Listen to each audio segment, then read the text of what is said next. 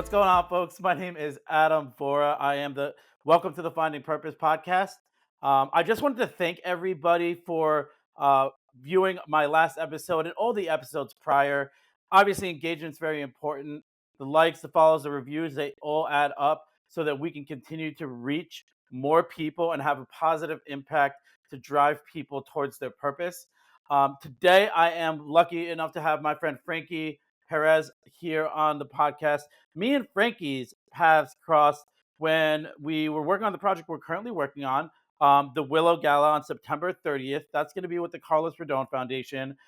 When I met Frankie, just the natural way we were able to kind of just bounce ideas off of each other in not only a professional way, but a very respectful way. And just the way he carried himself was something that I was drawn to. Um, and I just had to have him here. He does have an amazing story and an awesome journey that led him to what he just passionately throws himself into, which is event planning. So, without further ado, Frankie, um, welcome.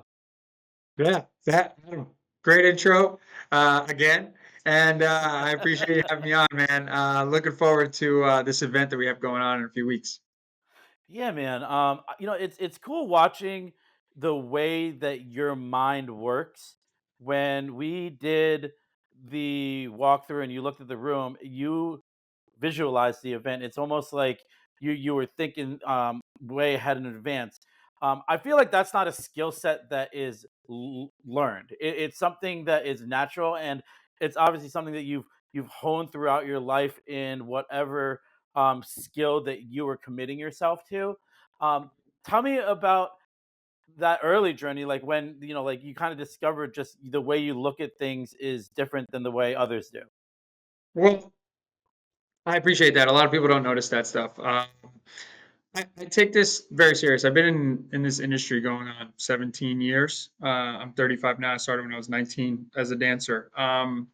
But through the this career and this journey, I just walk into rooms and I put my feet in my client's shoes and really make sure that we're crossing all of our T's and dotting all of our I's and covering the bases of the things that clients don't know about. The whole behind the scenes and how it should look and how I would make it look to make it as clean and as proper and as compliant as possible. But my all-time goal, I'm not a money guy. Money doesn't drive me in this industry. It's just pure passion and really just coming up with successful events that are over the top, super dope, and dealing with really good people. I've been fortunate enough to be able to have a nice circle of clients and families that trust us and trust me and our vision. So walking into a room, it's not just throwing up a stage and an LED wall or speakers or whatever. It's you know it's an experience from the door, right? So like, what's the first, second, third, fourth, fifth experience? What's it's going to look like as guests walk in? You know, is there going to be any blind spots in the room that we need to cover? What's the back of house look like? What's the front of house look like? What's it look like from the back of the room? How are the people behind a air wall going to be able to see and hear clearly and still be impacted by what we're trying to do? So there's a lot of variations and a lot of hurdles to get over before we actually get to the actual event. Executing an event is super simple. It's usually building it up and making sure everything is covered is the biggest thing. But I look at events, man, and I'm almost like a psychologist, when it comes to dealing with people and dealing with, guests. I just had a team meeting last week, and I was telling everybody we wedding and we do events every single week, and we deal with thousands of people weekly, right? And myself being one of the main MCs is I need to be able to entertain each and every one of those crowds a different way because there's different people there. And Mhm. some people are looking at me as the douche with a microphone. Some people are looking at me as the ringleader, and some people are looking at me as the hype man. So like, what bag of tricks is this guy going to get out, right? And some tricks don't work with certain people, whether they're very luxury event, very high caliber people that tend to have a RFB. So or I think it's RBF, RBF. Yeah. RBF, that it's really hard to break them. But once we establish, the communication and understand, like we drop everybody's guard and just know, like, hey, we're here to have a good time, whether it's a gala, whether it's a wedding, or whatever it is. But that really, I love to test my talents with that because there hasn't been a room that I've been able to get through and make sure everybody's on the same page. So that's why I look at events way differently, man, and I'm very passionate about it. And that's where I look at events. I look at them inside out, not outside in. Dude, I love that because you talked about the relationships that you build with your clients prior, and then you talked about how each room is different, the people who make up it, and what they're trying to build, and you share that vision with them. What's it like being such an integral part of major life milestones of people who, essentially are strangers? You obviously build that professional relationship, but you're also a huge part of a milestone in their life that they're going to look back and you're attached to. It, it's one of the biggest milestones. We like to joke that you want to do this once and you want to do it right. But if you do it 2 and 3 times, we'll give you a discount on those too. Um, but my biggest thing right off the bat. Listen, um, this is the biggest investment you're going to make, whether it's it's a gala, whether it's a wedding, whether it's a bar bat mitzvah, whatever. Even if it's your corporate company that it's not even your money, this is one of the biggest events that you're going to have, and the biggest investments you're going to make that you don't get to live in or drive in afterwards. All you can do is talk about it and look back at the videos and photos. But what I tell everybody is your photographer has endless amount of time to get endless amount of content. Your videographer can roll all the content they want. The venue can make all the steaks. You don't like the steak, they'll make you the fish. You don't like the fish, they'll make you the chicken. And over and over and over again, they'll make you another Aperol spritz if it wasn't strong enough. Whatever it might be. Your entertainment is the heartbeat to your event. They have one shot at personalizing it. They have one shot at entertaining you. They have one shot at making it as memorable as possible and making sure when you leave, you had the time of your life. No stone was left unturned. And everybody that was there was impacted the same exact way. And that's where I take it very serious. First and foremost, like I don't work with just any old couple that walks through our doors. Like we have to have some kind of chemistry. You gotta wanna be willing to have a relationship with us because that's how I am and that's how my entire team is, no matter who you work with. It's a pure relationship. When we show up, it's like Frankie's here, let's go, or VJ's here, let's go, or Gio's here, let's go. Like I want you guys to be just as excited to see us as we are to see you. This isn't like let's load in, let's get this wedding over and done with so we can hit the bar. That's not what it is here, and that's not what it is when it comes to like working with you and Ashley and all of our corporate hiring clients who, a lot of people look at them as a meal ticket. And for me, it's just like, yo, let's create some really dope experiences because when it comes to clients like with you guys, right? For Ashley, I'm sure there's a laundry list of people that would love to deal with them because of who they are, right? Of the name and this and that. And yeah, oh, they do that. And you can search anything on Google, right? For me, I don't look at it like that. I go, hey, we can do some really cool stuff when it comes to this gala, X, Y, and Z. Even if we just throw it in, I just want that experience to be able to be seen, just so people know what is possible out there. That you don't have to break the bank on every type of event. So that's where I really push the limit on us, and like I'm just not your corporate company, you know what I mean? And I feel like a lot of people are out there. They know how much money's in this industry. They know that you can do 1,000 events a year and make a stupid amount of money, but like where's the value in relationships there? There is none. And myself, like I built my company very fast purely off of relationships. Yeah, we're talented, we're great people, whatever, but people trust us with the biggest monumental days of their life. Dude, one of the things that was so awesome that really made me just just have this awesome respect for you was, I think I checked in with you, and it was prior to us fully bringing you on board, and you were like, "Man, I've just been sitting here wondering what you're doing and just wanting to be a part of it because you cared so much about this being a fabulous event." It wasn't about like you're like putting your name attached to it, like you just said. It was just about like you were genuinely like, I hope it's done the right way because I don't want to see things later and be like, God, I could have done this in such a memorable way. And just the genuine care that I heard in your voice when you shared that with me, I was like, man, that's awesome. And then we brought you on, I think like the next week, and like I was just like such a it was so refreshing, man, because you don't see that, when it comes to ambitious business owners and people who, yeah, like you said, are trying to attach themselves to names and groups and people of high net worth and all of that. And that was just that humility that you approached that conversation with was super admirable. I want to kind of jump into like the early days of One of a Kind and your journey in the event space. What hurdles did you face, just not logistically, but also the mental hurdles that come with starting a business and the no's that you get right out the gate. Um, how did you deal with that? There was a lot of hurdles, man. There was a lot of hurdles, but to piggyback off of what you were saying, it was all genuine. Like what you see is what you get with me, man. I got nothing. I don't need to prove myself to anybody. I don't need to try to this false bravado for anybody. I really genuinely cared because I know you guys are just starting out, right? And this goes to like any of our couples. Like we have tons of couples that come walk through our doors. We have a great relationship with, but it comes down to like price tag, right?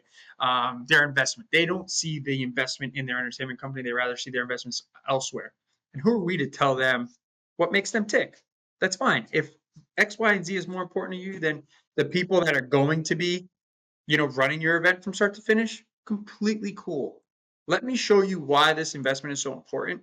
And let me tell you that it can be a difference in your entire event, right? When I do that and they still don't see it, it's okay. But for me, is I hate hearing, "Oh, I wish we went with you guys because X, Y, and Z happened," or "I wish we had a couple extra dollars for X, Y, and Z happen," and that eats me alive. And I feel bad when people go in a different direction because I know what I can control, and I know how much passion we have here, and I know what we can provide for people.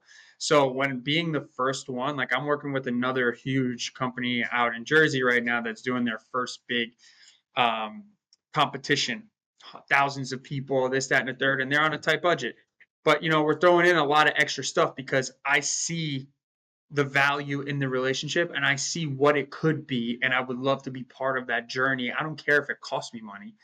It's not that, it's a relationship and watching good people succeed, and I just want to be part of that journey. I'm not saying I'm trying to be Moses here and like part the Red Seas and have some, I'm just trying to be with good people that have the same mindset and see the long play, and that's how I am. When it came to starting my company, I was dead broke when I started my company.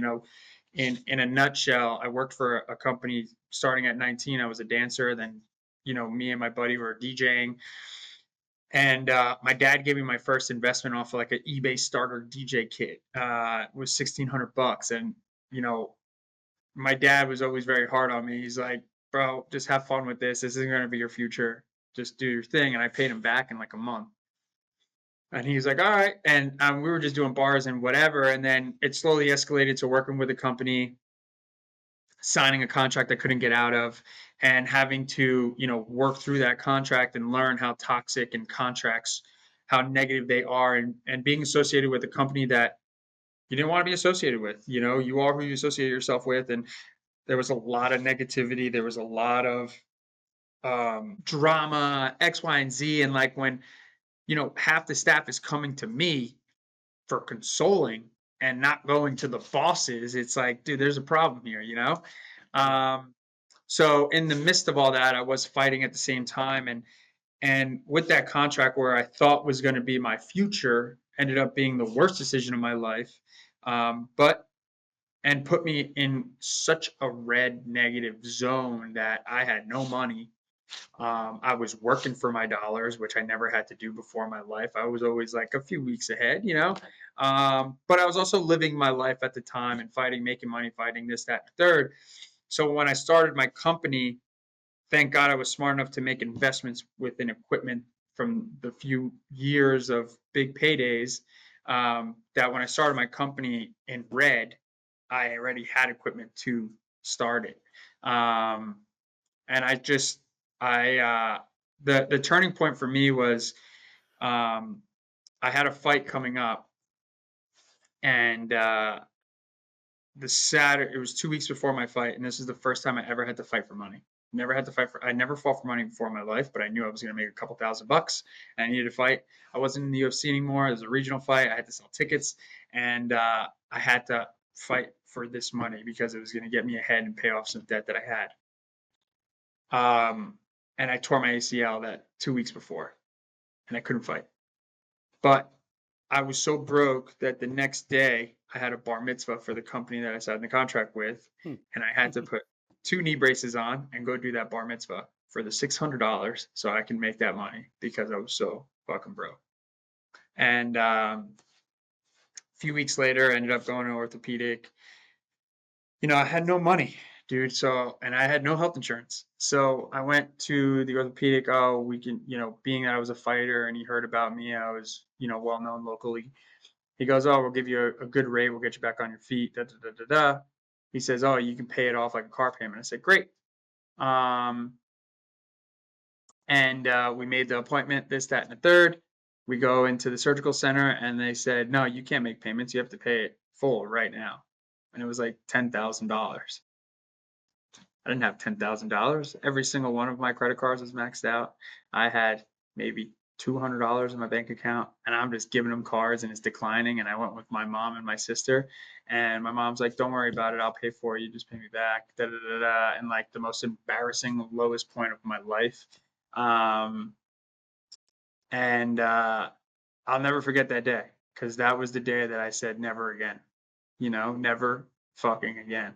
And I'm sorry for cursing. That's fine. Oh, That's fine. yeah, man. So I had the surgery, come out of surgery. Happened to My anesthesiologist was a client of mine, just happened to wake up or be in the surgical center. She's like, Frankie? I'm like, who the hell are you? She pulls on her mask. They just did her neighbor's event. So it was kind of crazy. So I get out of surgery and I'm laying in my on the couch in my parents' bed, on my parents' living room, and I'm laying there, my leg all up. I'm, contemplating on what I'm going to do. I said, I cannot live my life like this. Through this whole, journey, I was dead broke, but nobody would ever know because I was still giddy old Frank, happy Frank. Oh, I need help with this. No problem. Pa, pa, pa, pa, pa. And there's a lot of instances and stories that happen in there, but like nobody ever knew how bad I was struggling just because I was just optimistic and I was just positive and I just I couldn't let people know that I was down, man. It was just my ego, I guess, driving me. So I sat on the couch and I literally talked it out with myself. And I said, what am I going to do? I have plenty of connections. I can go work somewhere else and, make six figures and just work for the man. Or am I going to do this entertainment company? Am I going to thrive in what I love and what I'm good at and where I see a future? And I said, by the end of the day, if I can't come up with a logo or a name, then I'm going to go work for the man. And within 2 hours, I came up with a name that, was universally usable. I didn't want to entertainment production. I wanted something that was universal for all fathoms of events. And came up with the logo, and I loved it all. My last couple of dollars, I bought on my LLC. Bought my LLC, and then I just hit the ground running once I was able to start walking. And I was driving to and from the city in North Jersey to networking events and going here, going there, talking to this person, selling a dream that I didn't have, but I knew I can, provide. You know what I'm saying? Yeah. And Love I it. was running up. I had no money, and I was running up my Easy Pass to $300, $400, $500 a month, dude, and just boom, boom, running it up, just trying to make it work. And little by little, man, I just started climbing that ladder and started developing a company. And when we released it, it just slowly started to, escalate. And within 10 months, I was able to turn, red into a six-figure business. Just 10 months. And in, I think, 15 months, we turned it into a seven-figure business. So it was crazy. Dude, that's awesome, and I love how you shared that time in the hospital and going through that leg injury, but the positive monologue and what other people saw was very different, and I think a lot of people do that, and uh, I think that's great to do because that's something that you have that inner fortitude to just kind of navigate through. You did mention your fighting career. A lot of people probably don't know that you were an Ultimate Fighter, Brazilian Jiu-Jitsu. You were in UFC. I think you did 15 fights, 111, something like that. Uh, yeah, 15 fights. Yeah, yep. Yeah. I have over Um, 30 with amateur and stuff, but professional fights, yeah, I'm 11-4. That's awesome, man. And talk to about a little bit about that journey because I feel like having that's where that mental fortitude came when it came to the early days of your business and mentally you were able to just brave that storm. Yeah, I got into jujitsu when I was around 17 years old.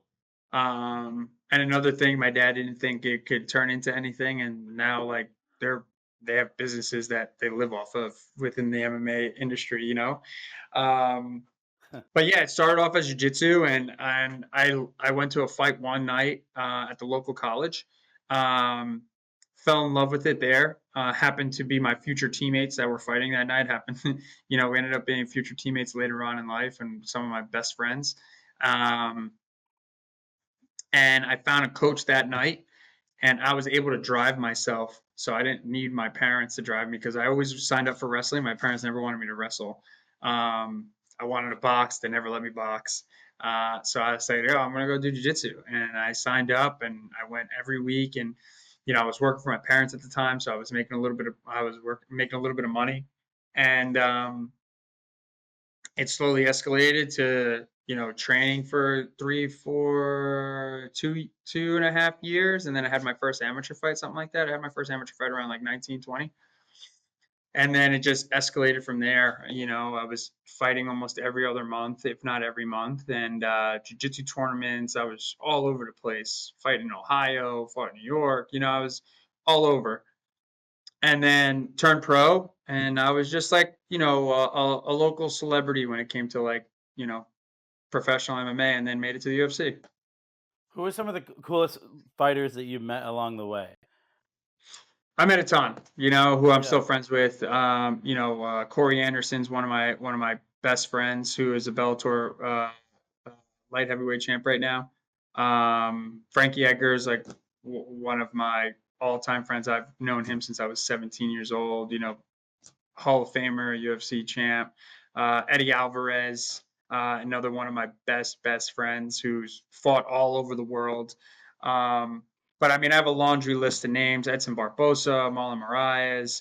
Um, I'm friends with Dustin Poirier, Justin Gaethje. So like, there's a lot. Aljamain Sterling, I've known for a long time. So a lot of these guys that are either at the ends of their careers or at the top of their careers, like we all came up together. We're like Yeah. that last generation of the hard workers and the get after it type of guys before social media was really a thing. Yeah. That's Um, awesome. yeah, man. So, and my coach Ricardo Almeida, that's my coach, and he was in the UFC a long time ago, and there's a lot of great guys. I've met Khabib, I've Islam, met before. Um, so all the big names I pretty much know. Nice, bro. One of the things that I've heard you say a couple of times is where your dad didn't really believe in it. I know you have traditional Cuban roots. My family, very old country, old values. Talk a little bit about that. How has your culture impacted your journey and the decisions you've made throughout your careers?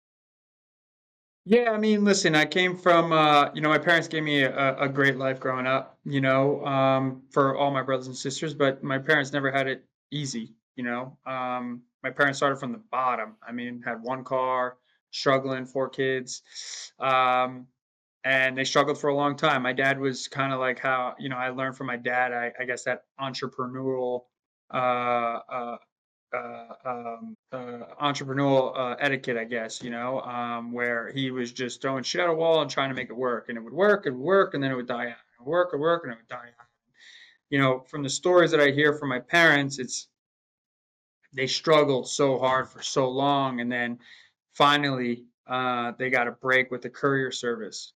And they had one of the biggest courier services in New Jersey for a very long time, and that's where they finally was able to start. Had almost 50 drivers, and really built a huge seven figure company, which um, my dad till this day, man, he's always pushing me and showing me. My dad has always shown me the hard way before it got easy. So he's always showed me from the bottom and how things start from the bottom. When we're working on cars or working on motorcycles, building the house, whatever it might be, my dad's always done things the hard way. Um, to show me where things stem from. It's very easy to go hire somebody and whatever and pay that route. But like the house that my parents live in, my dad was built it, with his guys. And my dad didn't know how to build a house. He was just let's figure it out, the Yeah. old Cuban hard way. Yeah. So it took him 2 years, but he built it. It's still standing 20 something years later. So it's they had it tough. They Yeah. had it tough, but through trials and tribulations, it doesn't kill you, makes you stronger. And they were able to build an incredible life for my siblings and I, and still doing it now. The youngest is almost 30 years old. Everybody's out of the house, and my parents are thriving, living their life. And now they get to travel, and they have an MMA promotion, amateur MMA promotion that they live off of, and they have an amazing, amazing life. Dude, that's awesome, and it's so funny because I think about it, and I think with age, I've begun to realize why my parents parented the same way because, yeah, they had nothing also when they started out, and they probably, if they had started off with the opportunities that I did, I could only imagine where they would be. So I Right. could understand where along the way, it was a little frustrating watching me, either squander opportunities or get distracted, because for them, they look at it as I would kill to have had the opportunities that I worked hard to present for you. Mhm. And it's just kind of, when you just laid it out that way, I was just thinking about that. You know, the Cuban culture is a beautiful one, and the family values are really important. What are your favorite things about your culture? The food, the food, where I was very fortunate, where you know, all of my grandparents came from Cuba. I have cousins that are still living in Cuba, and a few years ago, I was able to go back to Cuba with my mother. And my mother came here when she was 11, and when we landed in Cuba, the entire plane clapped and started crying. It was my mom's first time back in 42 years. And Mm, to people, it was a vacation. For me, I kind of was just walking in. I was young, but I was kind of just walking into where my mom grew up. But you don't know. You hear the stories, but until you see it, it's different. It's like going to, an old war zone that you used to play in the park, right? And then you go there, and there was a bomb that went off, and it's just a sinkhole now, Um, so when we're able to go back to Cuba and see the old ways, my mom's telling us stories, and I'm a visionary, so you tell me a story, I'm playing it out in my head, and it was uh, it was definitely eye opening. It was definitely eye opening. It was incredible to meet family that was there that I've never met before. Um, it was impactful on my mom sitting outside of her old house and saying this park used to be so beautiful, and it was a rusted, beat down. Nobody's cut the grass in God knows how long. Um, and the way that they live out there, man, communism is real. And the way that they handcuff their people is wild. But it didn't take away from their pride because people were still outside playing in the park. People were still happy. I met one of my great great aunts, and we went to one of our cousins' houses. We brought them a bunch of clothes and donated a bunch of stuff to them. And we went to their house and we hung out there for quite a while. Let's say we got there at 12 o'clock. I don't remember the exact time. One of my great aunts, old lady, came. and walked in. Oh, I just walked over, da da da da, hung out. We were chilling all day. Got late. She goes, "Hey, do you mind driving me home? I don't like really walking this late at night." Mind you, this lady is well in her late 70s, early 80s. Yeah, no problem. Drive her home in a car. It took us 45 minutes to get to her house. She started walking at 4 in the morning to make it there. Let's say it was 4 o'clock in the afternoon. And as we're driving, there was herds of people walking up and down the street that didn't have cars. And when we pulled up to this lady's house, it was impactful because it was my great uncle, first time he came into some money, bought this house. God knows what year it was. And all it was a cement block with a wood door on the front. And you walk in, it was one line of electricity with one light bulb in each room. The first refrigerator ever made, with you opened it was a piece of horse meat and a pot of rice because she wasn't sure when she was gonna get more food. A little hot plate, and it had like little pieces of wood with nails underneath that were her windows. And that was her house, man. Looked like a big chicken coop.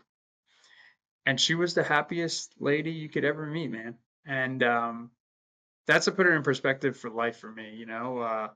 I tell that story, and I think I went in 2005, six, somewhere around there, right after high school. So maybe it's like 2009, and it was one of the most impactful vacations I ever went on. And my mom, when my mom left, you weren't allowed to leave with any belongings, right? You had to whatever you could fit in a backpack and leave. But any like materialistic items that you can sell, you couldn't leave with. Clothes, you were good. We were walking through. My mom grew up in Havana.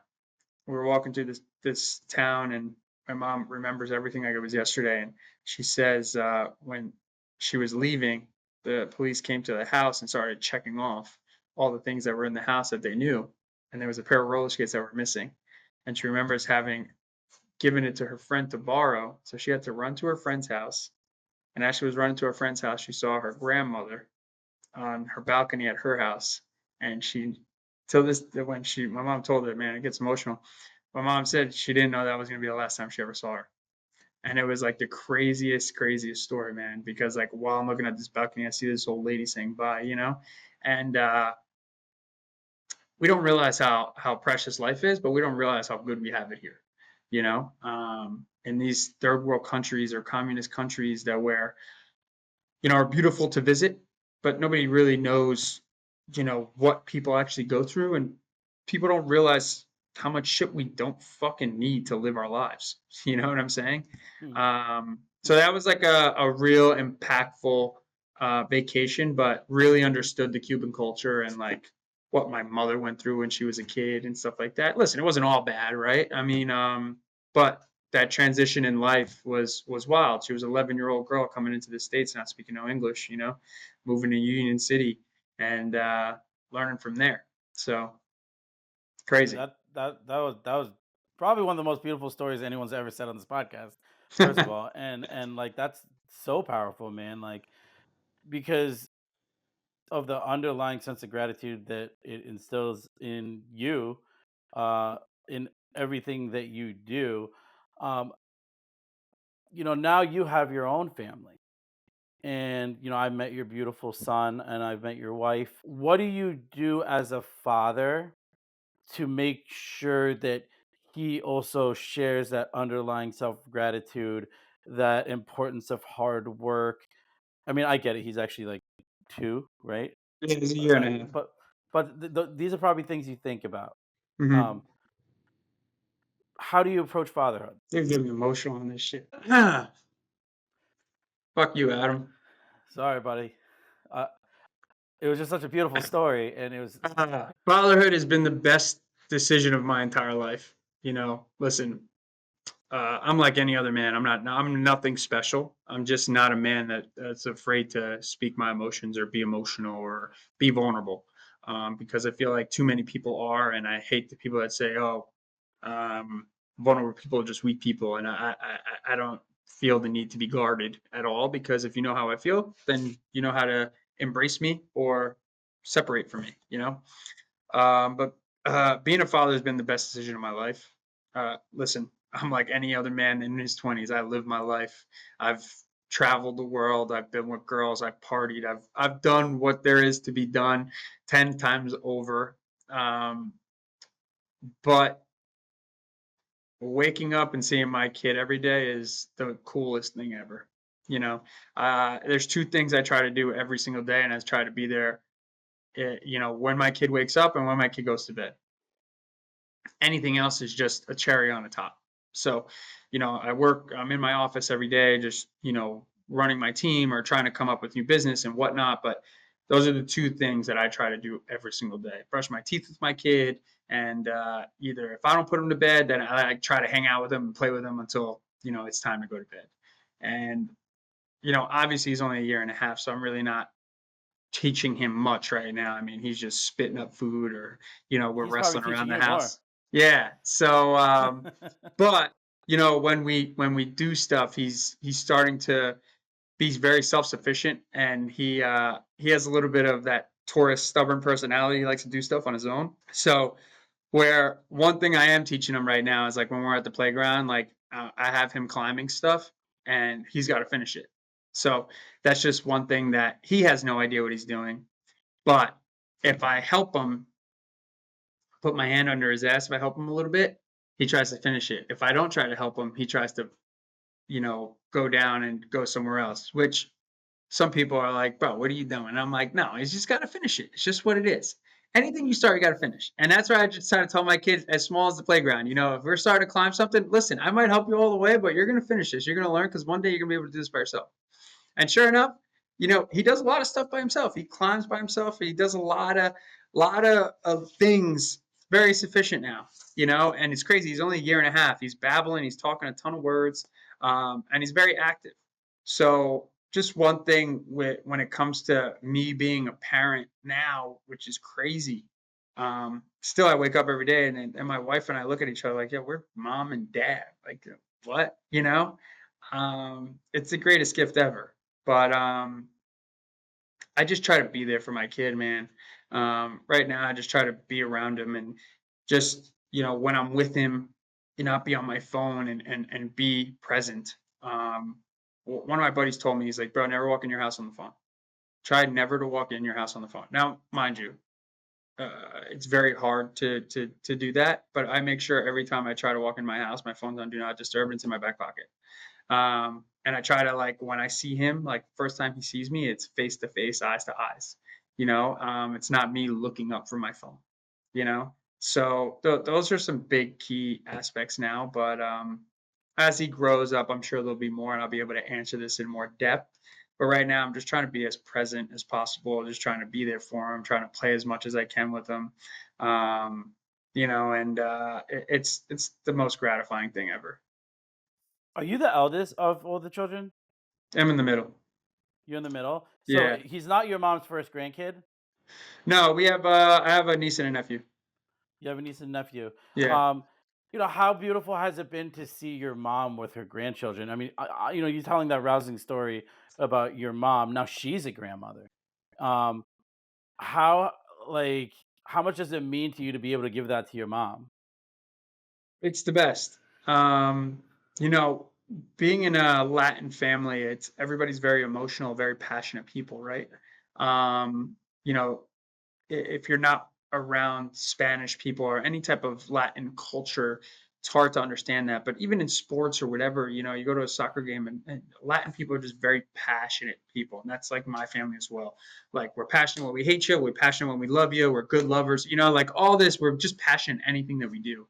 Um, but like growing up, nobody ever knew I was going to have a kid. Like, they eventually figured I would, but get locked down and get married. Nobody, because I was always all over the place. My whole aspect was, I'm going to live my life the way I want to live my life. If I find somebody that wants to be part of that, great. If I don't, I'll be all right. And I sat back one day and I looked at my parents, and I just finally realized that they're getting older. Growing up, you always see your parents for your parents. You don't realize they're getting older or slower or this or that. And your grandparents are always your grandparents, or just always older and slower and whatever it is. Then your grandparents start dying off, right? And you see the impact it has on your parents. And it's sad, it's terrible, but it's life. And you sit back and you realize, like, damn, yeah, your dad's getting older. Yeah, your mom's getting older. Like, eventually, that time's going to come. But who's going to keep this generation going? Who's going to keep the Perez lineage going? Who's going to keep that Perez name going? And it comes down to my brother and I, and he already had 2 kids. They're already done. And I'm like, man, I mean, we just got to keep this strong family going. And I'm not saying I was planning it or whatever, but it was like, that's what kind of put it in perspective. Like, now it's time to like grow up, Mm. get my shit together, find somebody that I can see a future with, that has my best interests at hand, loves my parents for who they are, and can grow with me. And I found that individual. I found my beautiful wife Alexa, who you met, and we had a little rough at the beginning stages of our relationship, like any relationship. It was growing pains, and then we figured out. She made me grow up as a man, and not like this young single wildcat that was out there just living his life. And I, she really made me look at life in a different perspective and said, yo, like, I'm the woman that's going to make your dreams come true. And I'm going to support you, and I'm going to love you for whether you're broke or whether you're rich, or whether you want to paint your face black or you want to dye your hair pink or whatever it is. Like, I got you. And the number one thing too was, I knew she was going to be a great mother just by the way her family was. Her brothers were, they all have kids, and they were just a very tight knit family. And I'm like, man, this is the one. And when we had FJ, we weren't trying or anything. It was just a lunchtime mishap. And things happen. You think you're Lunchtime slick. mishap. You think you're slick, and you're just not slick that one time. And That's great. yeah, and it was crazy, bro. And this is something I never said before, and I'm fine with talking about it. But when you first, my wife and I, we were just dating maybe 2 years, before, when we had him, or when she found out she was pregnant. But we weren't sure if we were going to keep him. I was okay with it. I said, this is your body. This is our decision, but this is your body. You have to go through all the changes and everything. So if you would like to keep him, I'm 100% going to be with you. I'm 100% going to be in his life. I see a future between all three of us. But if you do not, I understand, because there are some things in life. And at the time that we found out, it was, very, very early. And I'll support your decision. I'll go with you. We'll go through this together and whatnot. So we decided to not, right? We made our appointment. Our appointment was on a Tuesday. We met up and talked about it again that Sunday. And she said, I can't do it because of all the decisions that she was thinking of, were all just very selfish decisions. I want to travel here. I want to do this. I want to do that. I want to do this. And what does that mean? Can't do it with a plus one? Of course you can. So when we sat there and we talked about it and we cried our eyes out, and we made the decision to go forward and have this pregnancy and have our baby boy. And it was the best decision ever, man. It was the best decision ever. I understand why people don't go through it completely. Having kids is an amazing thing. It's not the easiest thing, but it's the best decision of my life. But it was a wild ride. But in that, brought her and I very, very close. Brought our families extremely close. Like, our dads hang out and shit. We just went on our first family vacation with my in-laws, and they're brought, like, we're all very, very close, man. And it just brought everybody together. And honestly, like, having my kid, like, change my dad completely, who is like a very hard-nosed, stubborn dude who is very old school in his ways. And turns him into butter, dude, and he just melts every time he sees my kid, which is it's just awesome. So Bro, that's awesome, and that's so beautiful how like he serves as like the glue, little Frankie, man. that's it, The man. kid's got the kid's got energy, man. Yeah, That's yeah, such you a saw powerful it. story. I don't even really know what to say. Like you kind of got me at a loss for words. Um, wow. The lot, I know. So it is a lot, and it's powerful, and I think it's super relatable, man. I think these are things that people hold very close to the vest, and having you share your story like that, it's just beautiful. What are the core values that you lead with day to day? Don't let the world change your smile. Let your smile change the world. Say that again. Don't let the world change your smile. Let your smile change the world. Love that. That's my core value, man. No matter what goes on in your life, nobody can take your smile away from you. And any room I walk into, any person I come encounter with, I make sure that I see them, I smile, and I handshake them or I give them a hug. If we start with the handshake, 100% we will end with a hug. Um, in this day and age that we live in, there is so much negativity. There is so much drama. There is so much separation. There is so much vital shit out there that is just so like gross, man. And like, listen, I am all about. I don't see color. I don't see gender. I see people. Um, I talk about it. One big thing we do here is a club in Asbury Park. It's the only club atmosphere thing that we do, and it's like a gay bar, gay straight outdoor beach bar style place. And there are people from all walks of life there, gay, straight, trans, whatever, blue, black, Filipino, short, tall, and we've been doing it for almost 10 years now, which I thought it was only like 5. There's never been one fight in that entire place. And when we do that event, that place packs out, and every individual there parties with each other like they've known each other their whole lives. And if we can make that happen in this world, life would be so much simpler, you know? But you can only control what you can control. And in this world, man, I'm in a happy business. I Yeah. told my guys, we have about 40 something people on staff. Like we're in the happy business, and we're all special people to create these experiences for people, and we do this every weekend. So in order to not get jaded, you got to have fun, you got to have passion with it.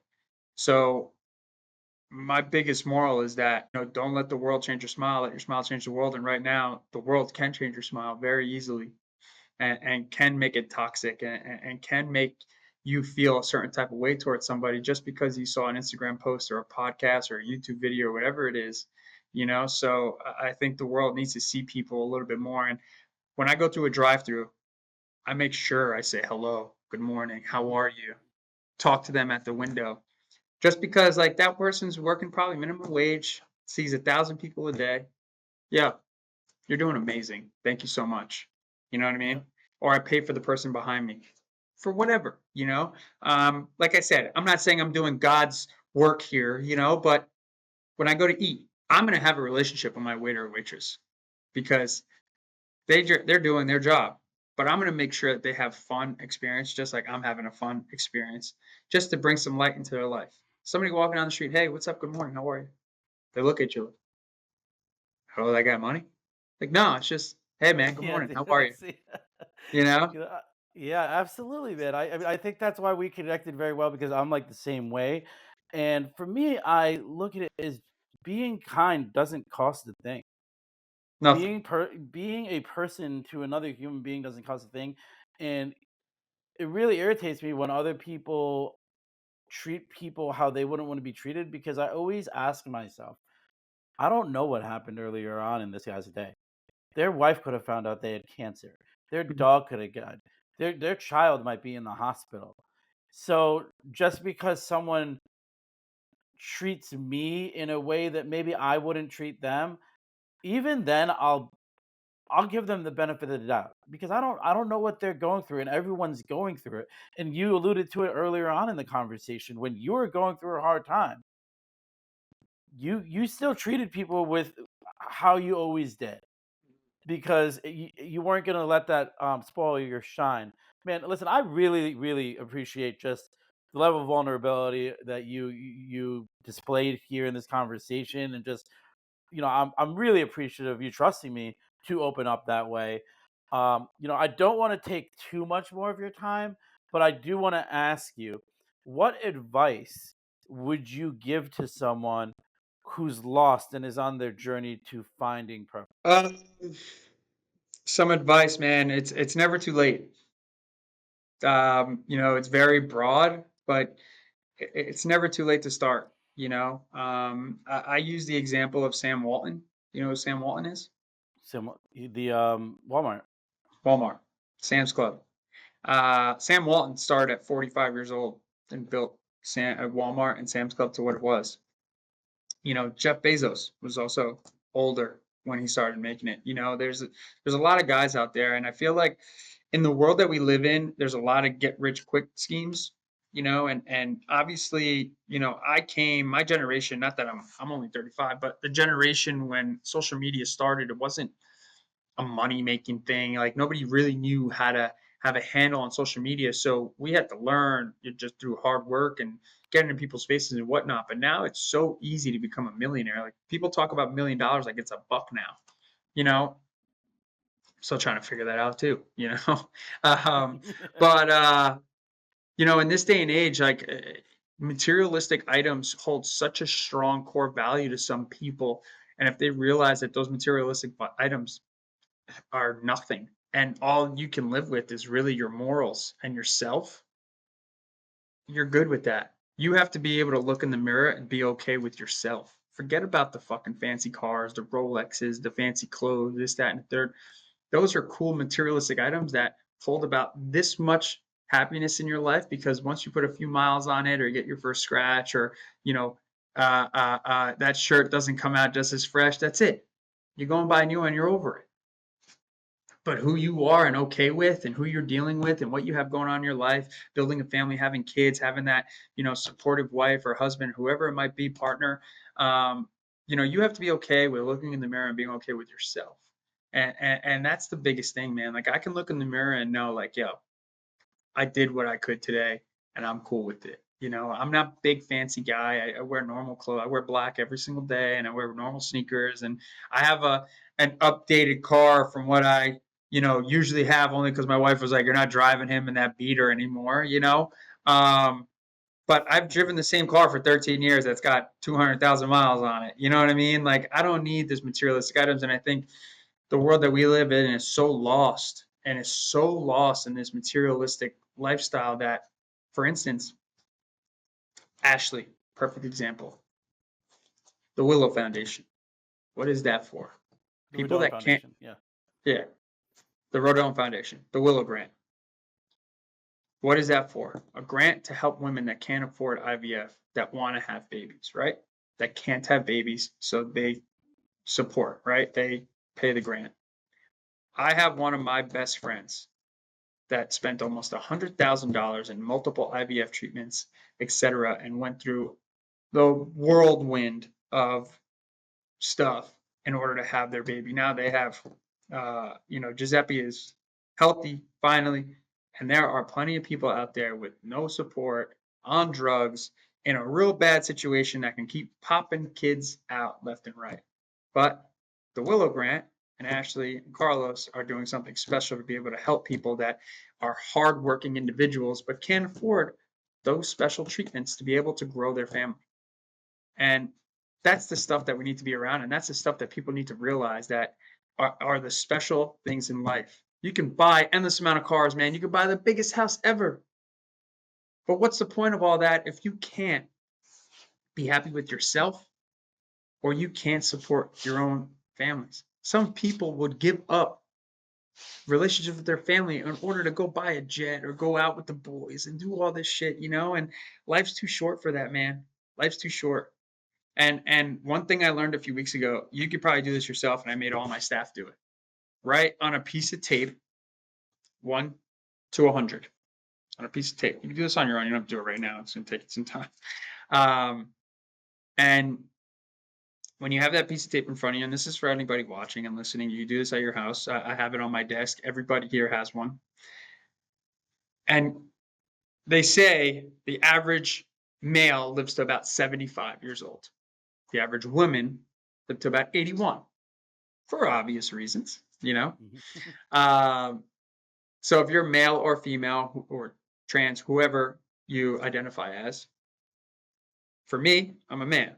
So I'll cut it off at 75. Now, you hope to live past 75. You hope to make it 80, 90, 100 years old and see those years and see where life brings you. But you can't depend on that. And you hope to make it to 75. Now, then you go back to wherever your age is. Say you're 20, 19, whatever. For me, 35, you cut it off at 35. Now, you've already lived that life. You can't go back there. You can only visualize where you were. You can talk about old memories, but you can't redo anything that you did past those 35 years. And if you look at your piece of tape, you got 35 to 75. You got about 40 years to do whatever you can do. So you have to start realizing when you see it on a piece of tape this big and you see those numbers, you realize like, fuck, man, life is short, you know?